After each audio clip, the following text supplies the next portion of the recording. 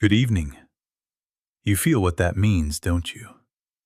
Not merely a clock telling us a certain hour, but an acknowledgement that we are in a room together, presently, quietly, where something other than personal effort is welcome. Good evening means I am here, you are here, and, there is an invisible here that does not depend upon our straining. Some of you noticed it the moment you sat down. The shoulders came down a notch, the breath broadened. You were in the room saying, "Good evening," and the room answered back. Now that may sound like poetry, but it is more practical than any technique you have ever run to when the pressure was on. So it is. We begin with a paradox that is not a riddle to admire, but a relief to experience. The most effective spiritual action appears as doing nothing. Not indifference, not laziness, simply this, ceasing to be the doer. I can of mine own self do nothing. The Father within me doeth the works. You see, if you make of that a motto to hang on the wall, it will do nothing for you. But if you linger with it until a small inward loosening comes, all at once the burden shifts. The government is not on my shoulder. The government is on His shoulder. And a calm comes that is stronger than any push you could give to your problem. Let us be honest before we go further. There is an ache in this room. It is the tiredness of being good on purpose. The trying to be spiritual, trying to be healthy, trying to be loving, trying to fix the family, fix the bank account, fix the body, then feeling guilty for not doing it better. You have read, you have affirmed, you have tightened the jaw and said, "This time." And you know right well what follows. More managing, more wrestling, and the quiet suspicion that perhaps you are the one who is supposed to make God work. That is the exhaustion I am addressing tonight. You know. Now the question cannot be a slogan.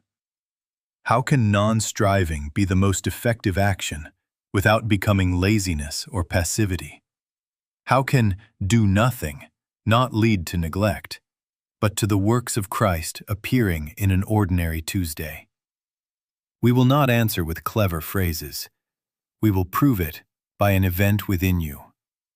And here is the promise, not a new trick to learn, not a subtler way to push, but a release. There is a point at which the inner hand unclenches, the breath drops into the belly, and a recognition dawns. I am not responsible for running this universe, not even the little corner I call me.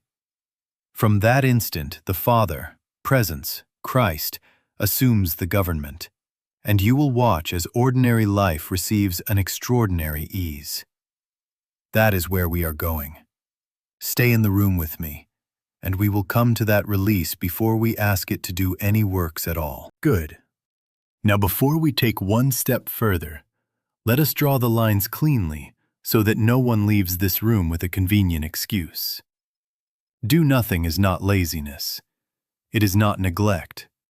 It is not quitting your post and calling your indifference spirituality. You do not abandon your family, your work, your vows, and say, "I am trusting God." You do not postpone the phone call that must be made, the apology that must be offered, the book that must be balanced, and then hang a halo over the delay. That isn't trust. That is avoidance dressed in Scripture. You see? Non-doing is not inaction. It is the end of personal will as the power. From that end, action may be taken swiftly, efficiently, naturally, but not from self-strain. And again, do nothing is not mental blankness. We are not trying to club the mind into silence, to suppress thought until a stupor comes. We are not pretending that pain does not hurt, or that fear is not present, by chanting, "There is no fear," over the top of a pounding heart. That is dissociation. That is anesthesia. Spiritual practice is not anesthesia. It is awakening. We do not close our eyes to the storm. We open within to that which is not storm, and finding it, we discover that it governs the storm, without our personal will trying to command the wind. Now, beware the counterfeit, because it is polite, and it speaks our language, repeating truths as if they were pills. God is love, God is love, God is love. Grinding them cruelly into the forehead can be, and I mean this soberly, fatal to spiritual life. Not that you will fall over dead, but you will die on the mental plane, going in circles. You will mistake the echo of your own voice for the voice of God. Statements of truth are sacred when they lift us into awareness. They are dangerous when we use them to create a private weather system of optimism. Just walking around saying, "All is well," while the jaw is tight and the shoulders are up, keeps the problem alive and the practitioner weary. So it is. We distinguish this from suggestion and hypnotism. We are not talking ourselves into peace. We are not using tricks to dull sensation or to override the nerve currents. That is mental control, real enough in its sphere, often taught as a discipline, sometimes even by well-intentioned spiritual folk, but it does not reveal identity. It does not bring the Father into operation. The aim here is not to create a mood. The aim is to come into a presence where peace is realized and therefore operative, where we no longer produce calm. We are found by it. And now, the functional definition, so there is no ambiguity left. Do nothing means this. Stop appointing personal will as the governing power. Yield the government to the indwelling Christ. I can of mine own self do nothing. The Father within me doeth the works. The government is not on my shoulder. The government is on His shoulder. When that shift happens within, you may still write the letter, keep the appointment, prepare the meal, change the tire. But the authorship has changed. The strain has been dismissed. The presence does the works through ordinary life, and you, relieved of the burden of being the doer, find that obedience without effort has taken the place of management without rest. Now let us sit right down inside one sentence and not hurry it. I can of mine own self do nothing. The Father within me, He doeth the works. You hear it. But we are not content to admire the poetry. We must ask it until it opens. Who is this I that can do nothing? What is this mine own self that fails? And who is this He that does the works? This I that can do nothing is the familiar one, the manager, the worrier, the explainer, the planner. The bundle of memory and fear and hope that says, I will, I must, I should. That personal sense of self, useful on the street for names and numbers, has no spiritual capacity. None. It can lift a box, it cannot lift a burden. It can sign a check, it cannot supply. It can swallow a pill, it cannot bestow health. So when the Master says, I can of mine own self do nothing, he is not indulging in pious humility. He is telling you the mechanism. The personal I, by its very nature, cannot be the instrument of spirit. You see? And then, the Father within me, He doeth the works. Who is this He? Not a distant deity in the sky, not a being outside to be persuaded. The Father, the Father, the Father within me. There is an interior presence, an actual living presence, which is also the power. He that is within me is greater than he that is in the world. This He is the life that is your life, the wisdom that is your wisdom before you think. the love that is loving before you try to be loving. Not far, not later, not elsewhere. Within. So the sentence reassigns agency. The personal sense is not the source. The indwelling Christ is the source and the actor. Christ doeth the works. Now, if you make that a lovely doctrine, it will leave you exactly where you were, straining with prettier words. The point is not to like this. The point is to experience a transfer of government. Who carries the government? If the personal I carries it, you will feel the tightness, the compulsion to manage, the chronically furrowed brow of a universe on your shoulders. When the Father within assumes the government, even before any outer change, there is a quiet recentering. Authorship shifts. The hand inside the glove changes. Action may look the same on the outside, but the doer is different. And that is everything. So when you meet your scripture, do not run past the pronouns. Sit with them. Who is this he? What is this he? He within me. He doeth the works. Let that line repeat itself in you until it ceases to be a quotation and becomes an announcement from your own center. The Father, the Father, the Father. And you will find, do not pretend it, do not force it, that the inner appointment is rescinded. I step down. He steps forth. This is not passivity. This is truth in operation. It is not fatalism. It is faith as realization. And again I say to you, this must be felt, even slightly, before it becomes operative. Words do not heal. The presence realized heals. Formulas do not supply. The presence realized supplies. So ask the only fruitful questions. Who is doing the seeing, the fearing, the deciding, and then, inwardly, yield. Father, thou within me art the doer. Not as a performance, but as a consent. From that consent the works appear, not as strain, but as the natural issue of the one who ever was the worker, the light, the life at the center of your being. Now we come to the proof, and I do not mean a theory. I mean the only sign worth trusting before you ask anything outward to change. A release. You know it when it comes, because the inner weather alters without your engineering it. The shoulders that were unconsciously high come down. The breath, which had been living up here under the collarbone, drops and widens. The mind, which had been racing to manage outcomes, loses its grip on the wheel. And a quiet, not a sleepy quiet, but a living one, takes its seat. That is the sign that the government has shifted.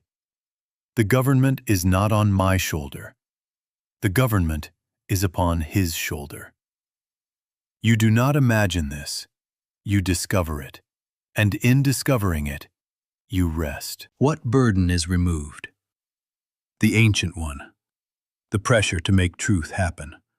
The compulsion to force healing, to manufacture supply, to architect harmony with personal cleverness. The invisible anxiety that says, if I stop pushing, everything will fall apart. And so you have been pushing God, pushing yourself, pushing people. When release appears, that tyranny ends. You are not commanded to stop loving, to stop working, to stop showing up. You are freed from being the author and guarantor of the results. You can breathe. You can proceed normally. The same phone call may be made, the same bills may be paid, the same child may be tucked in, but the doer has changed, and you can feel it. The hand inside the glove is no longer yours.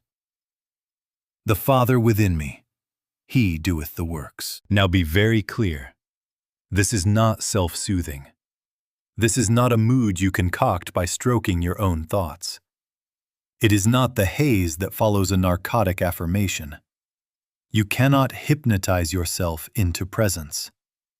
Release is not an emotion you select. It is the evidence of contact. It is what occurs when, through contemplation, the sense of I as power subsides, and the actuality of He as presence becomes felt. Sometimes it arrives as a sigh, sometimes as a stillness without a name, sometimes with tears, sometimes with no drama at all. But always it carries the same authority. The inner government has relocated. And if it has not come, then do not push harder. Do not shrink your eyes and club the mind for silence. Do not grind another 50 affirmations hoping to corner God. Go back to contemplation. Take the word you have been given. I can of mine own self do nothing. The Father within me doeth the works. And sit with it again, gently, honestly, until either a small loosening appears, or it is time to lay it down and return later. If necessary, walk across the room, wash a dish, look out the window, and then return to the same truth, not as a trick, but as a willingness to be shown. We wait, not passively, but receptively, until the inner witness speaks by release. Remember this simple law of practice. Without release, you are still the doer on the mental plane. With release, abiding has begun. Only then do we move, and when we move carried. Now, here is how we come to that, and I give it to you as plainly as I know how. Take a passage of truth. I can of mine own self do nothing. The Father within me, He doeth the works. Or, He that is within me is greater than he that is in the world. Read it once, twice, slowly. Not to memorize, not to decorate the mind, but to place the word within. Then close the book or lower the page and begin to ponder. Who is this I? Who is this He? What is it to have a Father within who does the works? Let the words turn like a jewel in the light, quietly, without hurry, without squeezing meaning out of them. I call this contemplative meditation, reading or hearing and then pondering until awareness, not opinion, begins to form. You are not repeating to convince the mind. You are not moving the lips as if a louder chant will reach God. You are staying with the word, with the pronoun, with the presence that the word names, until it opens. And how will you know it has opened? You will feel that same little loosening we have spoken of, the inner nod that says, yes. A release comes within. All at once you find it possible to relax, to rest, to let go. The sentence ceases to be a sentence and becomes an announcement from within. The Father within me doeth the works. There it is. When that comes, stop. Do not go on grinding truth into your brain after the bell has rung. Reverence the silence that follows realization. Be still. If it has not come, do not club the mind for being a mind. Sit quietly a few moments more, and if there is no opening, lay it down. 2 hours later, 3, 4, 5 hours later, return. Take the same passage or another that calls you and begin again. We do not use a clock to force God. We use the clock to remind us to come back. Each visit is short or long as the Spirit directs. 1 minute, 3 minutes, 10, but always without strain. We stay until awareness dawns, and then we stop. And now, this is important. After the release, do not turn the experience into a shrine.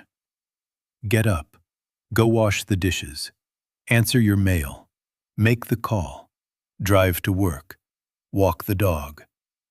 but inwardly do not take back the government. Walk and work as one carried. Let simple tasks become the proving ground of authorship changed. If worry returns, and it will try, do not fight it on its own field. Step aside for a moment, return to your passage, ponder gently until the inner witness answers, and then resume your doing, which is now His doing through you. This is the whole practice. Not endless affirming, not self-hypnosis, not manufacturing peace, but staying until awareness is, and then living from that shift. Stay until it opens, stop when it does, return as needed, and in between live, without strain, because the Father within you, He doeth the works. Now we must look at the one thing that sneaks in and undoes the whole practice without your noticing it. Effort. The mind, by its nature, believes it must control, predict, manipulate, and secure. It was hired long ago as manager-in-chief, and so it makes a job description out of everything, even prayer. Father, make this happen. See that person changes. See that the sale closes. Prevent that outcome. You feel it? Even at the altar, the mind is still writing memos, still arranging contingencies, still bargaining for a tomorrow it can pre-approve. That is the mental plane in operation, and it cannot abide because abiding would put it out of a job. Then you hear this teaching, and instead of resigning, the mind refines. I will abide. I will surrender. I will have a release by 9 o'clock. And so trying to abide becomes another form of personal will. You sit down and begin to police yourself. Is this silence deep enough yet? Is my breath low enough? Am I surrendered now? Now? All of that produces tension, not Christ action. It is the personal I attempting to engineer its own disappearance. And so the personal I remains, even proud of its new spiritual technique. I tell you plainly, that is not it.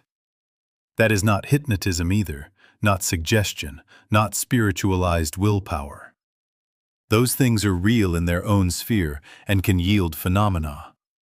Lower your pulse, soften your muscles, summon a mood, influence an audience, even produce heat in the hands.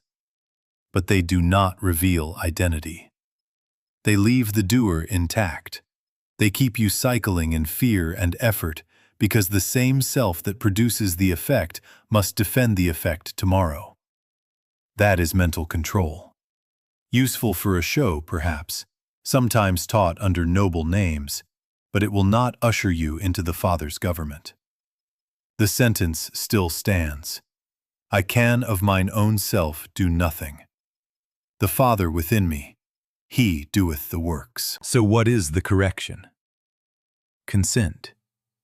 Not a strained surrender, not a dramatic performance of throwing yourself at God, but a quiet, inward yielding that releases the role of manager. Father, I consent. The government is not on my shoulder. I resign from outcomes. Speak, for thy servant heareth.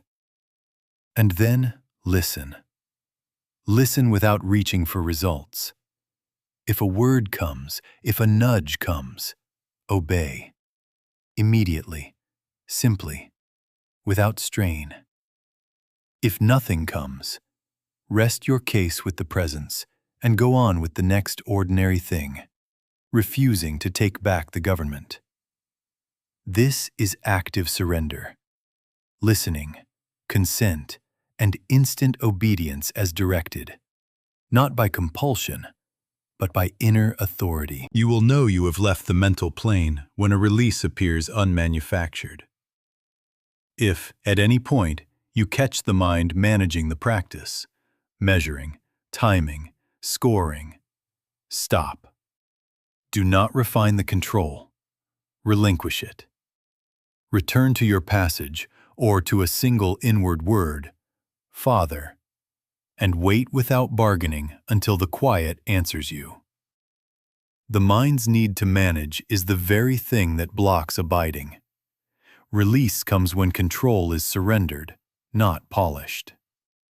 And from that release, the Father within you, He doeth the works. Now we come to the inner posture itself. Doing nothing is not a droop, not a vacancy. It is an alert stillness, a listening that is alive. Think of a watchman at night, quiet, but every sense available. That is the posture.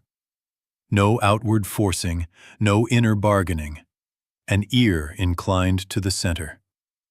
You are not trying to hold a blank mind. You are allowing a filled presence to announce itself. You feel the difference? One is a self beating itself into quiet. The other is a self yielding to a voice already here. Consent is the hinge.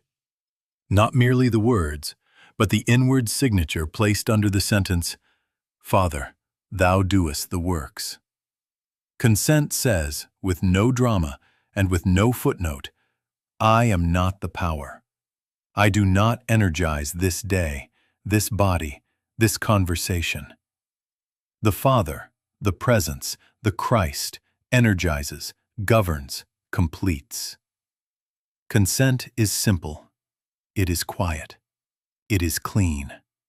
And it changes authorship immediately. The government is not on my shoulder. The government is on His shoulder. Now, this is not passivity. You may be led at once to take very definite human steps. To pick up the telephone and apologize, to send the note, to balance the account, to call the mechanic, to adjust the diet, to rest. But you will notice no anxiety, no proving, no inward salesperson pleading for a result. The same act under new government carries no grit in the gears. It happens, and you are not the pusher. Guidance is known by its lack of strain and by the quiet rightness that attends it. And here is the rule of immediacy. When release appears, availability is present. Do not wait to become a more perfect saint before you live. Move in the light you have. If a nudge arises, go now. If silence holds, stay still and do the next ordinary thing without taking back the government. Abiding does not put life on hold. It changes whose life it is. Listen. Consent. Obey. Not tomorrow.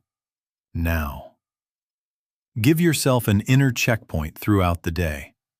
Ask, who carries the government?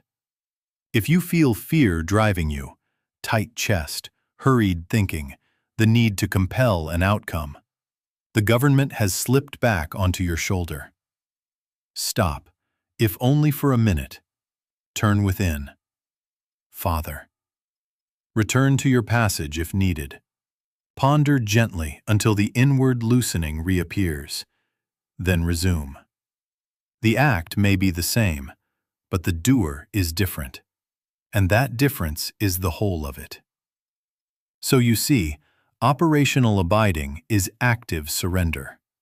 It is a posture kept by little renewals, listening before speaking, consenting before moving, obeying without strain. The Father, the Father, the Father within me, He doeth the works. And under that government, ordinary hours become sacramental.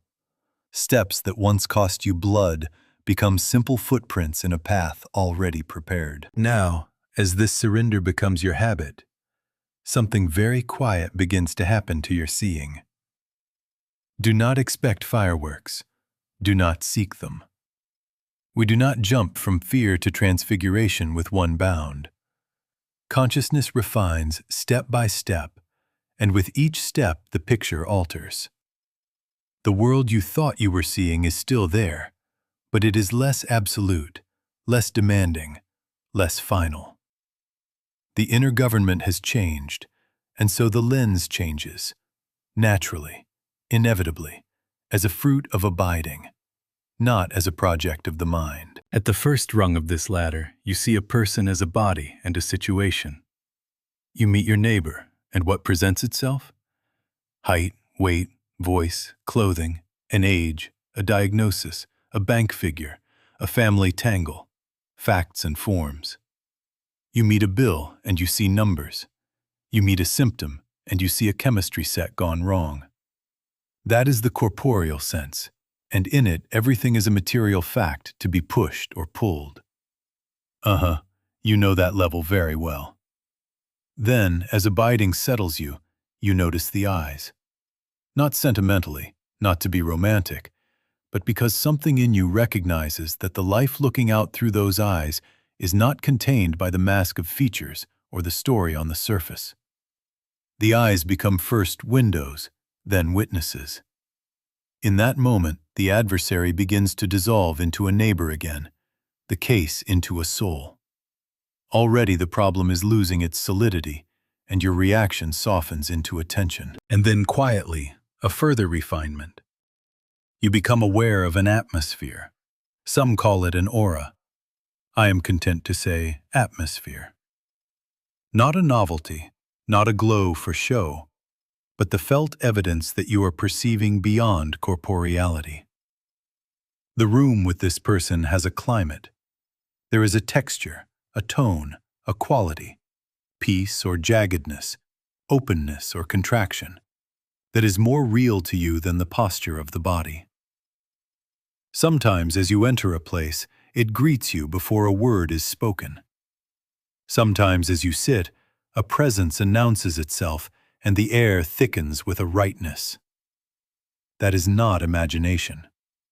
That is perception lifting. And see how it ties to abiding. As you rest in presence, you cease to be bullied by appearances. You stop reacting to the picture on the mental screen and begin responding to what is spiritually true.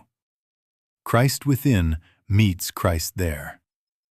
The condition, whether labeled lack, disease, or discord, becomes an appearance within a greater presence, and that presence sets the terms. You are not denying, you are discerning. You are not irresponsible, you are responsive to the real. Now, a loving caution. These are not parlor tricks. We are not becoming readers of auras for entertainment. We are not developing psychic gadgets. Hypnotism can train attention. Suggestion can create moods. They remain on the mental plane. What I describe are signs. Signs that consciousness is lifting above management into realization. Do not chase signs. Live the surrender. The release will bring the refinement needed for the work at hand. Then, in practice, watch how it changes your day.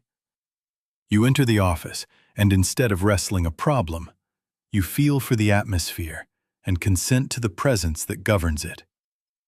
You meet the child's tantrum, and beneath the sound, you sense a frightened weather. You answer the weather, not the noise. You face the bill, and before you compute, you rest until the inner climate clears. From that clarity, the next ordinary step appears, and you take it without strain. One rung, then another. The body to the eyes to the atmosphere to presence. And as perception refines, problems cease to be tyrants and become appearances. Shadows on the wall of a room, already filled with light. Now let us bring it down off the ladder and into the street. Because if this does not work, where you pay your bills and tend your body and love your people, it is not worth your breath. Christ doeth the works is not a hymn. It is a way of walking through a Tuesday. Any problem, any discord, any inharmony, lack, illness, conflict, injustice, presents the same temptation. Let me take over. Let me plan, manage, argue, press. You know that impulse. And here is the sequence that saves you. You recognize the urge to fix. You return to your passage. You contemplate. You wait for the release. You proceed with whatever step is natural, now under another government. Supply first. The bill sits there, and the old manager rises. Juggle, worry, scramble, call 9 people, invent a scheme. Stop. I can of mine own self do nothing. The Father within me, he doeth the works. Who is the I here? Who is the he? Ponder softly until the shoulders drop. A release comes within. Then the ordinary steps appear without strain. You phone one person. You renegotiate a date in honesty. You balance the account without self-reproach. You cancel a luxury. You accept a quiet idea for new work that had been knocking all along. And there is the fruit. Decisions are simpler. The nervous over-planning diminishes, and a quiet confidence replaces strain. The same numbers, another author. The government is not on my shoulder. The government is on his shoulder. Health. A symptom shouts, and the manager shouts louder. Google it, fear it, command it, punish the body. Stop. Return to the word. He that is within me is greater than he that is in the world. Sit with it, not as a charm, but as consent, until the inner weather clears. Then you take the sane step that presents itself.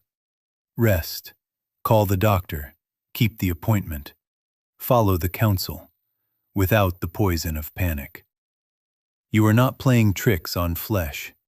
You are yielding the body's government to the presence that formed it.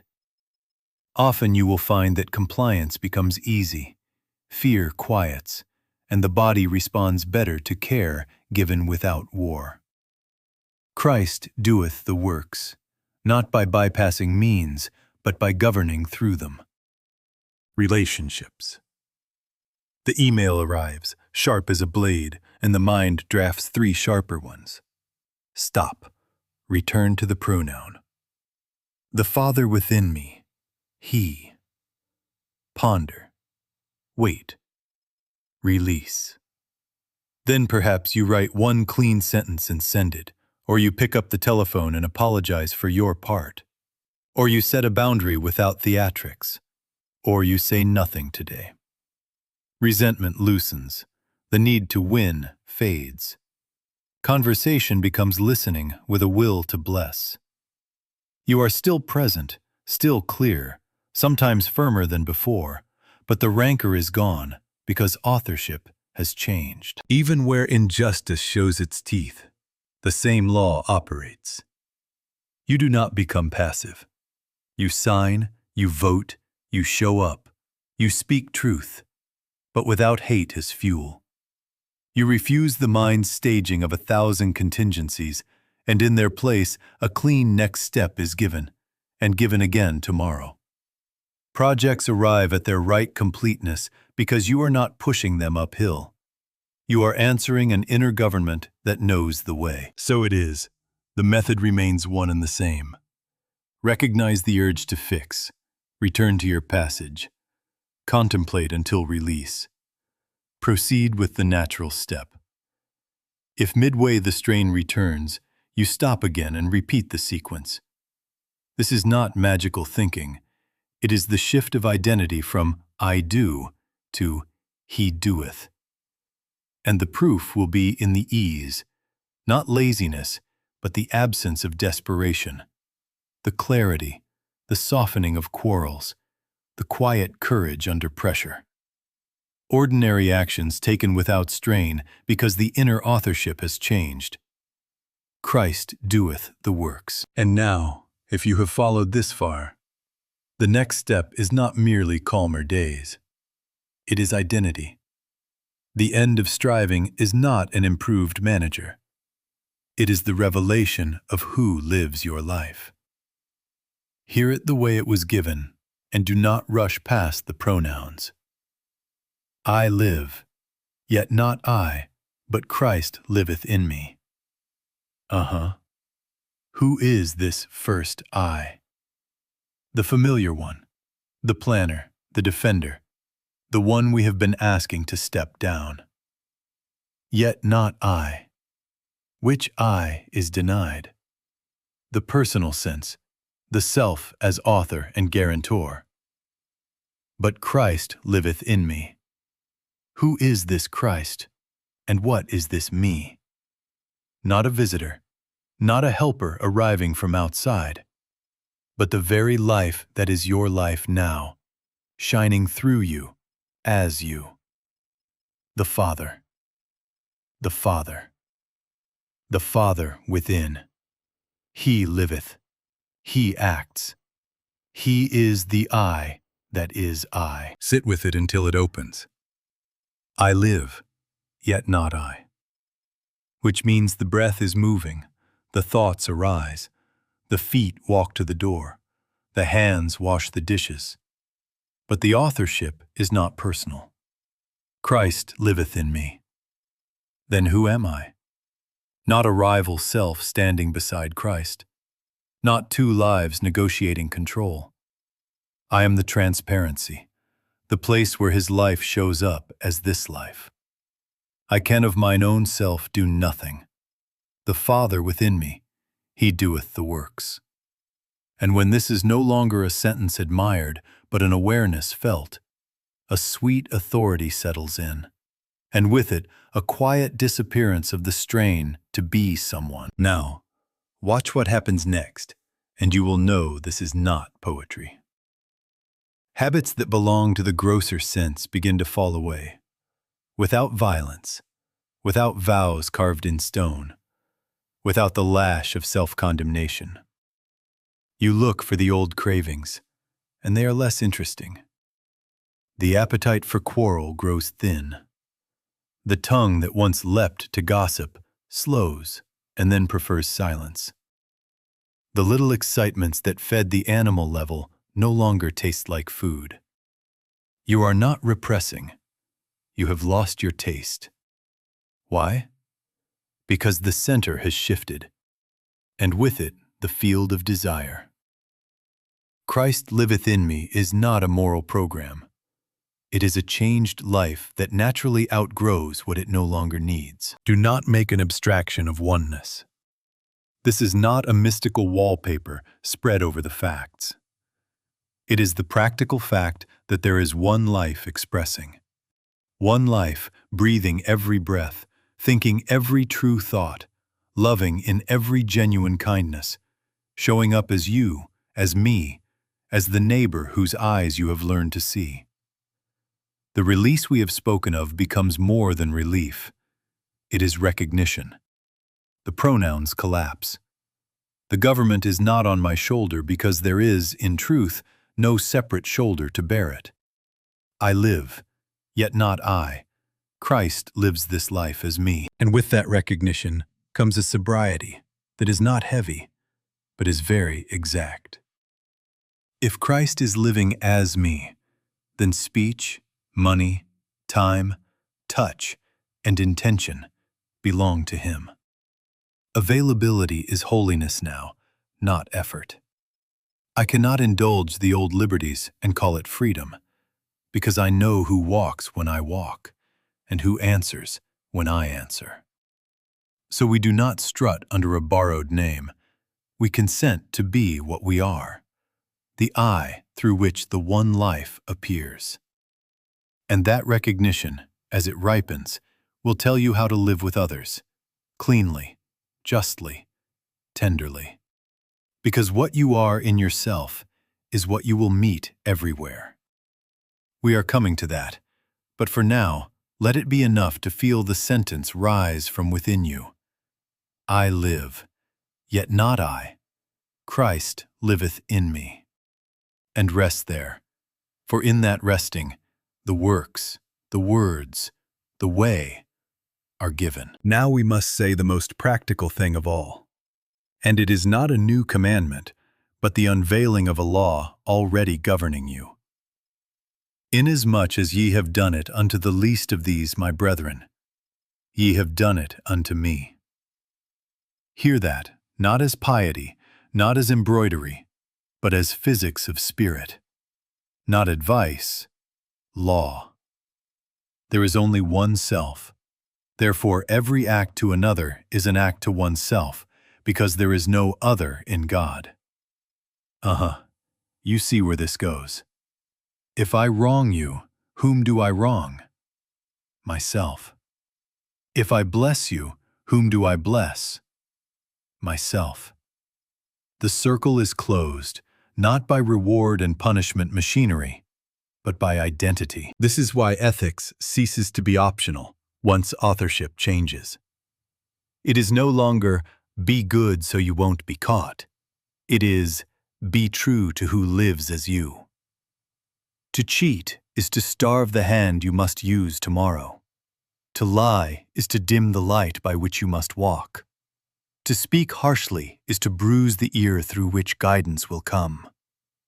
And the reverse is trivially, gloriously true.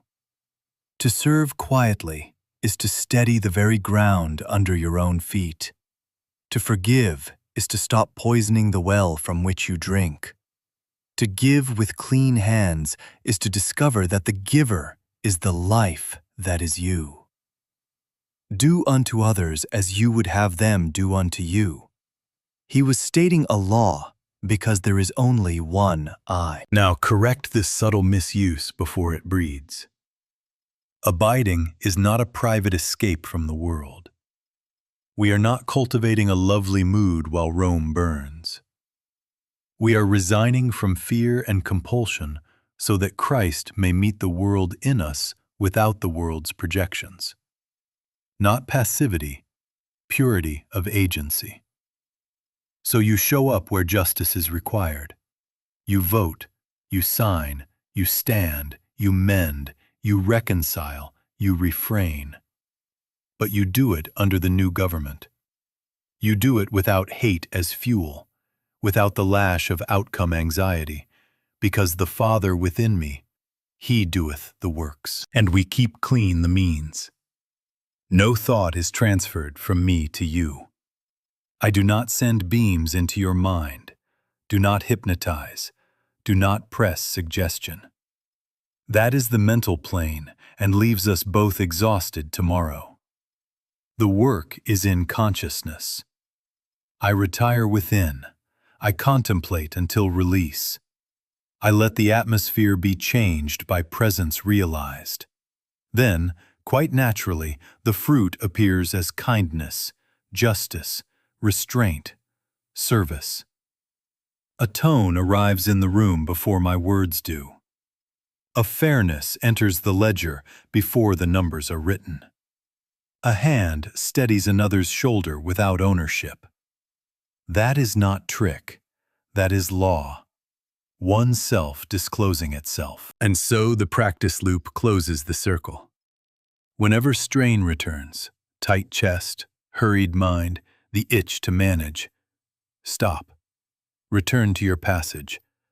Ponder the pronouns until the shoulders come down and the quiet nod answers from within. Then live, quietly, naturally, as availability. Listen, consent, obey. The Father within me, He doeth the works. And because He lives as the eye of all, love will prove itself in action. Not as a project, but as inevitability.